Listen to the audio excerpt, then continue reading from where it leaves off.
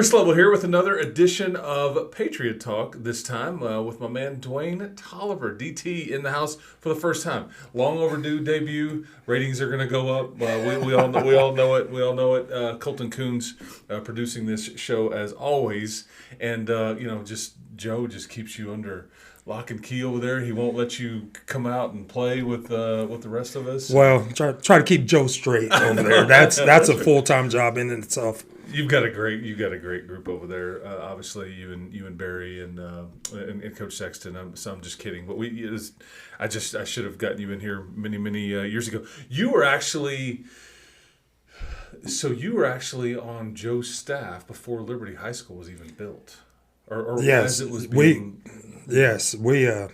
He hired me as the school was still being built, and we kind of worked out of central office for few months. Yes, you did. Lots of fun. We went and had steak fingers a couple of lunches. No doubt. And then if I ever couldn't go, you'd send me a picture and say, "Miss you, bud." Yeah. You remember that? Oh yeah. Oh yeah. Remember that? We were always thinking of you. Yeah, that's right. But you are originally from where? Knox City, Texas. Okay, but you this is where you went to college. Yes. Played for the Red Raiders. Long time ago. Coach Dykes. Yes.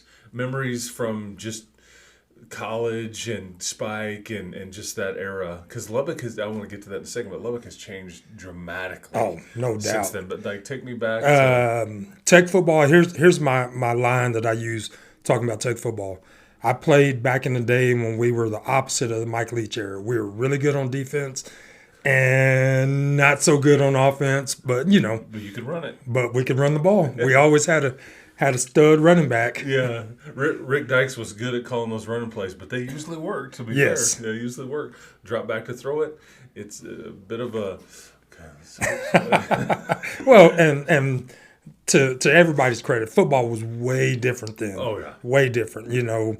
We were. I played for Coach Goodner. We were a split six defense. A lot of the old coaches may know what a split six is, but it was the 4-2-5 before the 4-2-5. It was honestly, and that's what I was going to ask you about what you're running at Liberty right now, because y'all were, or some of those players, it was kind of a before its time, because I in basketball we use this term positionless.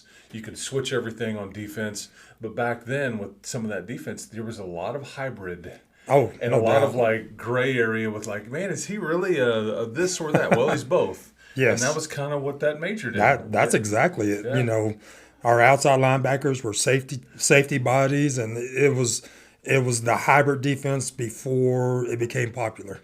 Okay. Yeah, there you go. And now that's a way of life, and now those guys are, if you're really good at it in the professional ranks, those guys are making lots of money. lots of money. Yeah. That's right. College ranks now too. True. Yeah. Touche. Yeah. I'm guessing they're getting paid a little bit more than you were back in the day. Yeah. Yeah. You got a Subway sandwich and a textbook and a place to live and pat you on the backside and say good luck. Got a $2 bill after every home game. $100 handshakes, $2 handshakes. Right. Yep. There. Yeah. That's right.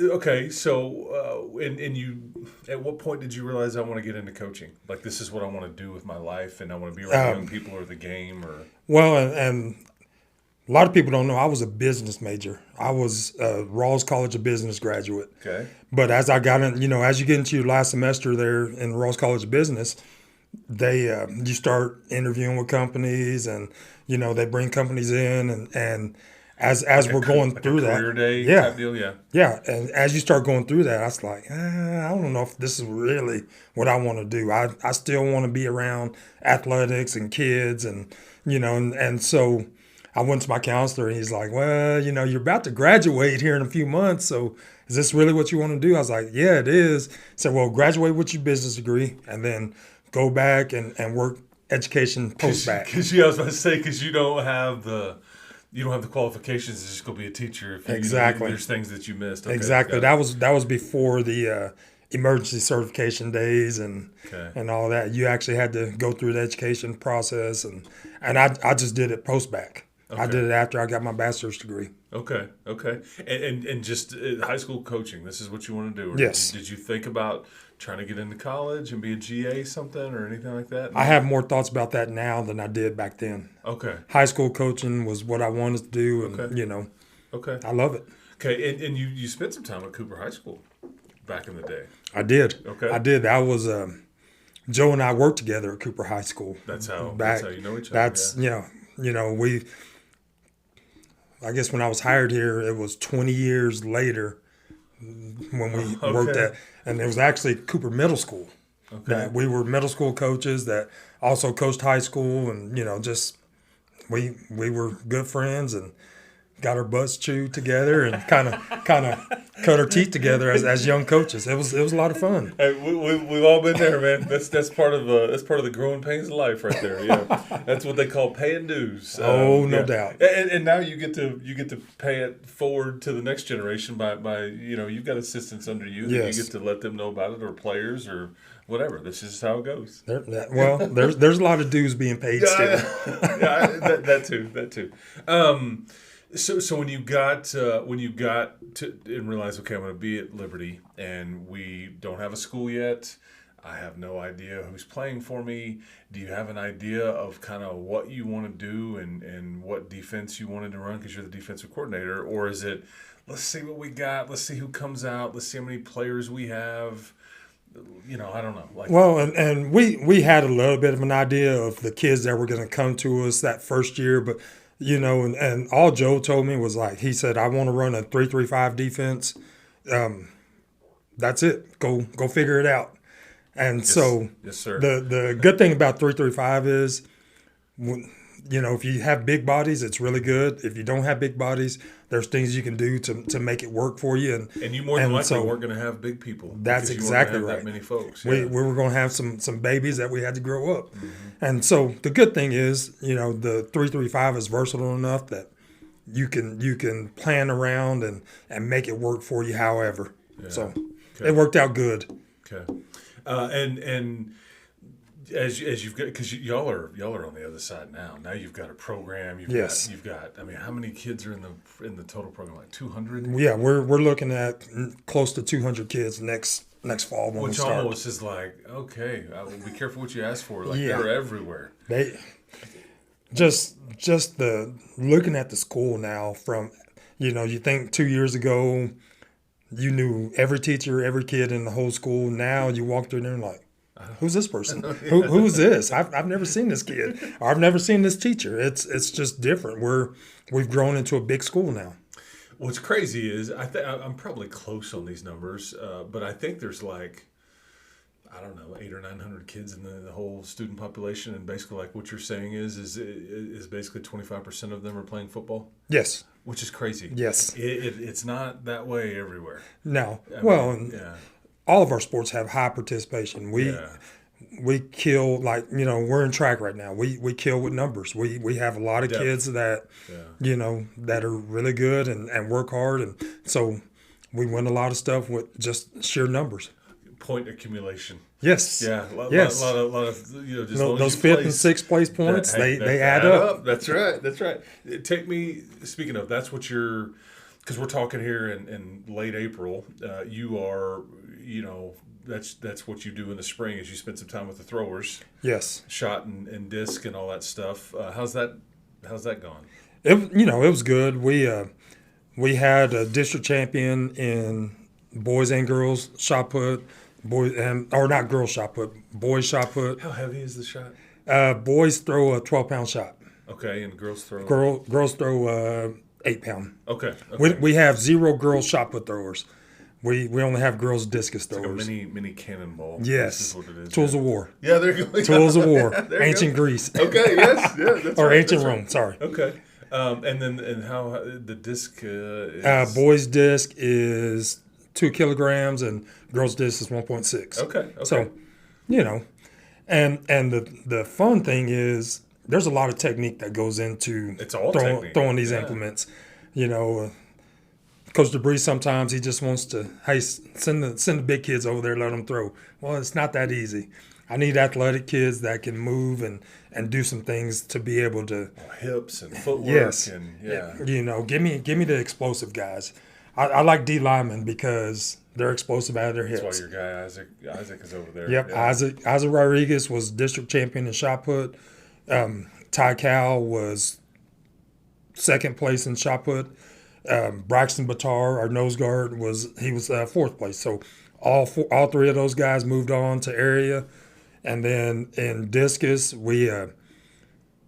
Ty beat Isaac. He was the district champ, and then Isaac was second in district, and then Coleman Hendricks came in and he, after basketball, he came out and threw, and he ended up fourth in district. So to advance all three of our guys and out of district, that's huge. Yeah, because at the time we're talking, it's about a week or so away when you've got the regional meet, and that's when you see who determined to see who goes to state. Do you have a feel for if anybody could, based on numbers and just based on numbers, the fact that Ty and Isaac both made it out of area. Our area in shot put was unreal. Okay. The top three throws in the region came out of our area. So, shot put's going to be a long shot. We're going to have to do some things that we haven't done all year, but there's always a chance. Yeah. Discus, we actually have a really good shot. I think Ty's coming in sitting third or fourth in the discus, and Isaac is right behind him. So there's a chance. Now, I will say this. Everybody in our region is battling for second because the kid out of Canyon, he's a 200-foot discus thrower. We're not quite there yet. Is he going to go do that somewhere? Yes. The next? Yeah. Okay. That's 200 feet. That's huge. That's like top 5 in the nation. Okay then, yeah, throwing for second. Yes. Yeah. You know what else? You know what else is fascinating about you is you've been known to put on the stripes and officiate a game or two. That's my side gig during the winter. Do you and you enjoy that? I do. Okay. I do. You're on both sides of this because I'm sure that the old striped guys, when you're in the fall and you're doing football, are not. You don't agree with them. Oh no. Okay, and then No. but you're on the other side of it too. Take me through that dynamic. That gives you a little more leeway, and the best part of it is it helps you to understand that hey, these guys aren't perfect, but they're doing the best they can. Because until you put on the stripes, you don't understand the fact that hey, there's a lot of mistakes that can be made, but there's a lot of things by a lot of folks. By a lot of folks. Yeah. Coaching, officiating, we all make the mistakes. And until you've put on those stripes, you don't understand that, hey, nobody in stripes are out there to get you. Yeah. They're just out there trying to do the best they can and give kids a fair opportunity. So you don't quite understand that when you're just coaching. And basketball is the hardest thing to officiate just because the proximity to the fans. Yes. And, and the proximity to, there's so many subjective calls. It's kind of like holding in football or something like that, where it's like, okay, you could kind of call that all the time. It's like carrying the ball or, post defense and stuff. It's like, anyway. It's all hard. Yes. But and the great thing about it is you're there for kids. Yeah. Coaching, officiating, you're there for kids. And you're part of the solution because there's a shortage, and it's like you're having a hard time getting people to do that. So you're certainly filling an important role out there in the community. Take me through. Okay, so like off-season wise, football wise, they're just all y'all's campus and is small enough now to where everybody's kind of doing the multi-sport thing, and you don't. But when will you get them back, or when do you see them? Any days of the week? Yeah, we the last couple of weeks we've actually been getting a true off-season feel to where we have all of our dudes, or not all of our dudes, but our varsity baseball guys are still out, and our track kids that are advancing on, they're still doing their thing, but the majority of our dudes are back in all season, and we're getting a true lift and agility work every day now. Okay. So the hard part about us is we have so many kids that do everything that we in the winter months, we're just, we have a small group. and we just lift weights. We get after them and just lift and try to get strong, build a good foundation for the dudes that aren't playing basketball, that aren't in track already, that aren't playing baseball, that it's that aren't powerlifting. We have so many kids that do so many things that it's a smaller group early in the winter when most schools are truly doing their all season. And so, once we get to this time of year, we're starting to do what everybody else started doing in January, just because we're getting all of our kids back now. And you guys are going to have, with 200 plus kids or whatever in the whole program, you're going to have, 60 plus on varsity? Yeah. Which is, at least? We have 70 spots in the varsity locker room. I don't think we'll get to 70 this year, but we're going to be 60. It's just going to be hard to earn playing time. Yes. And y'all's non-district schedule is much tougher. Much tougher than it has been. And you guys wanted to do that. Well, we needed to up our schedule just because we have a chance to play deep in the playoffs. But in order to get ready for those games, I worked with Mike Meeks at Midland Lee back in the day, and Mike used to his big thing was it's hard to go somewhere you've never been before. Until we learn how to play that higher level competition, it's hard for us to advance in the playoffs. And Mike Meeks, obviously the athletic director for Lubbock Independent School District. District, is who he's talking about. Yeah, we worked together at Midland Lee a long time ago. Yeah. But, it's hard to go somewhere you've never been before. So once we ran up against Graham, we started going east in the football playoffs, that competition level rises. And not saying that the people we played this year weren't good, but it wasn't the same competition level that we saw going east. Important to test yourself. Yep. Yeah. So next year and the year after, we're going to be tested. That's going to be for sure. Yeah. What West Plains? Both friendships. Greenwood. Which was a really good team last year. Yes. Yeah. West Plains, both friendships. Greenwood, Plainview, Dumas. Okay. That's a murderer's row. Okay, yeah, and that's just the non-district schedule. Yes. Yeah, because you're in the same district as you were. What are for you? Real quick before we let you get out of here, a couple things like some key returners. You mentioned Isaac Rodriguez. Yeah, for football, like who are you who will the defense revolve around? Okay. Part. And I don't want to pin you down on anything, but we return everybody but Jackson Thomas and Josiah Rosales on defense. Okay. So our dudes are our dudes, and just getting back to kind of what we were talking about before, the hard part for our on defense, we return all but about 5 seniors. So we're going to be junior heavy or senior heavy next year on defense.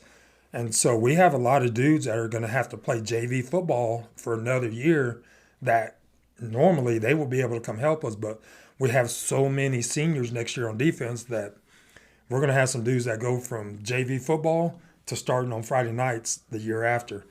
But, all of our D linemen. Yeah, it's hard to go where you've never been before. Yes.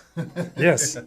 And, Isaac Rodriguez, he's anchoring our D-line, him and Rylan Thomas and Braxton Batar. Oh, my gosh.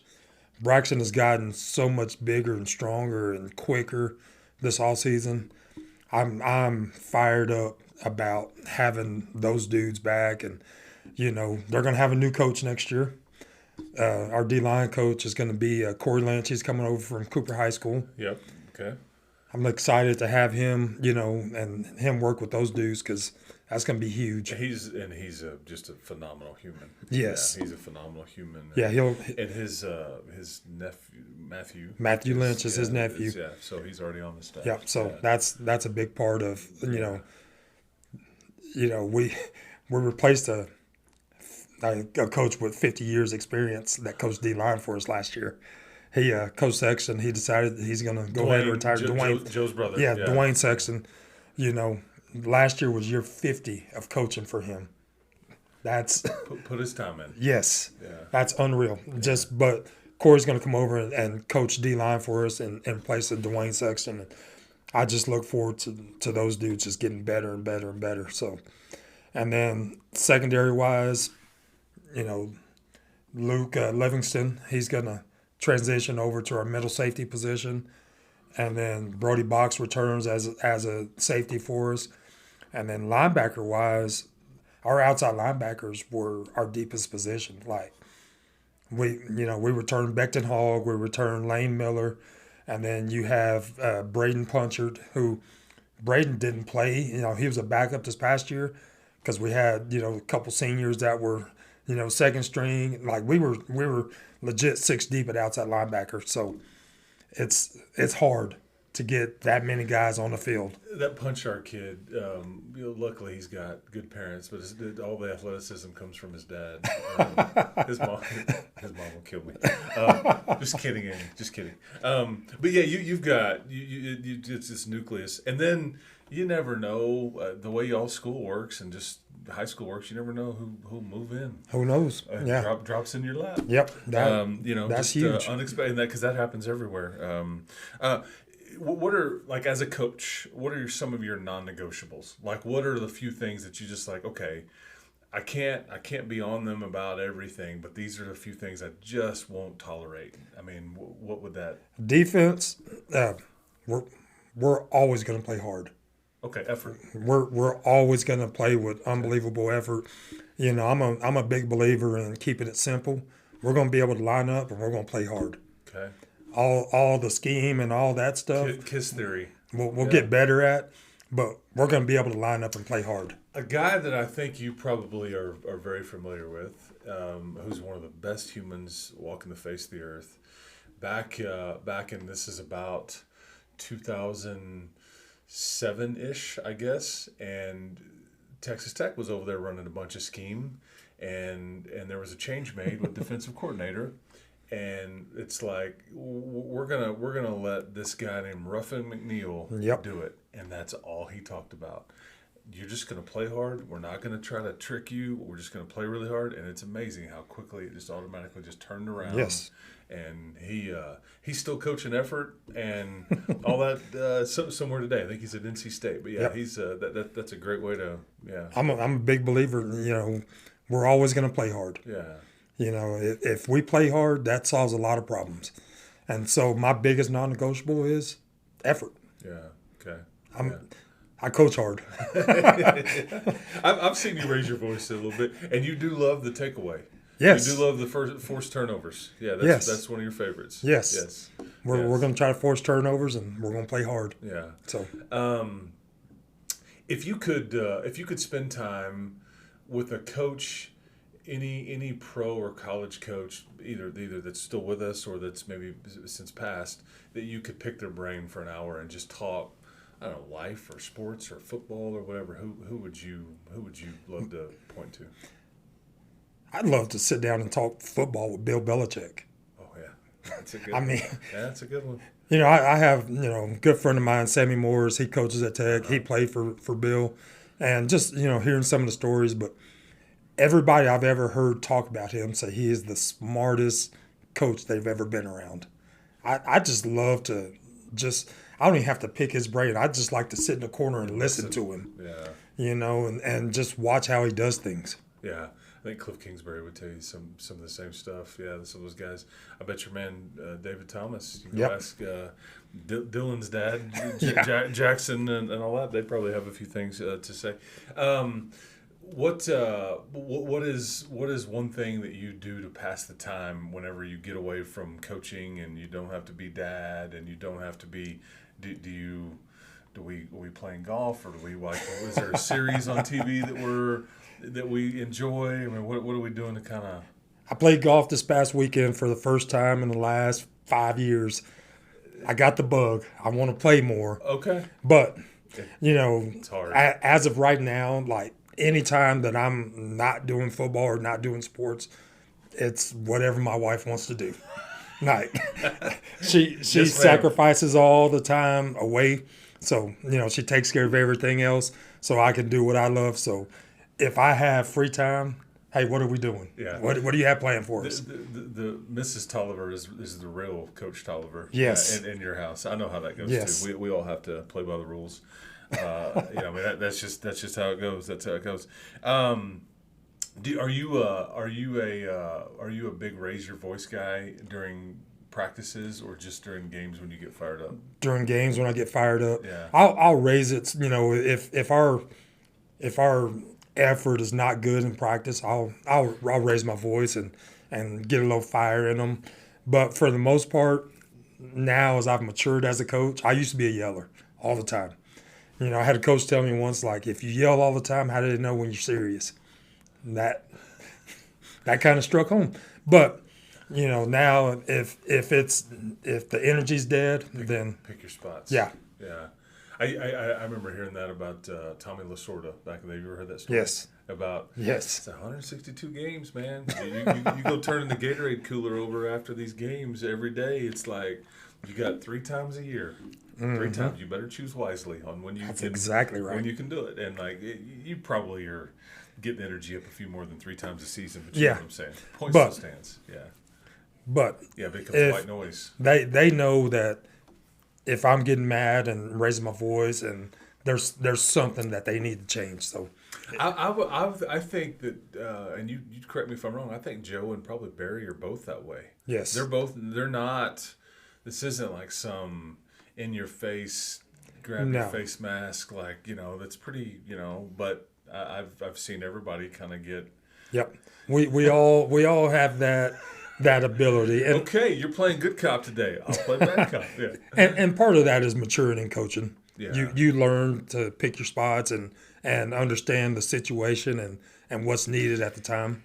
And I think too it's team by team, but you guys next year will have this older group that you've had for 3 years basically, and it's like maybe the following year when you've got a bunch of kids that haven't really Played dealt with you on a varsity, yeah. day to day, you may have to treat it differently. But this year, Yeah. it's like you're gonna have they should maybe the bars have been higher. Yeah. Well, and the good thing about the way we do things is the JV safeties, the freshman safeties, they're coached by me. Okay. That they've Okay. been around. Got it. We do it all. We're still small enough that the freshman third string safety, he's been coached by me since he stepped foot on campus. So that's a good thing. Okay. Last question for you. Put you on the spot. If your defense was a musical group, rap group, rock group, classic Bama, whatever whatever era, it would be whom? We've had some good references in the last couple of days in here. I'll tell you what they are after you give me. And it's tough. This is a tough question. I'm gonna go. Because I need style. It needs to fit the style. It needs to fit the. But yeah, what do you got? Who are you gonna? I'm gonna go with DMX. Okay. So we are. Rough and rumble, a little raspy. Love it. We've had Run DMC. Oh. We've had Wu-Tang Clan and Aerosmith. Okay. Yeah, Okay. there you go. Yeah. I'm And now I'm we've got gonna some go with DMX. Okay, I like it. Yeah, that's like hardcore right Hardcore. there. Yes, it is. We'll get after you. That's the way. That's what you want right there. All right. Hey, DT, I appreciate the time, my man. Yeah. We will do this again. You were very kind to do this. Great man right there, coaching defense.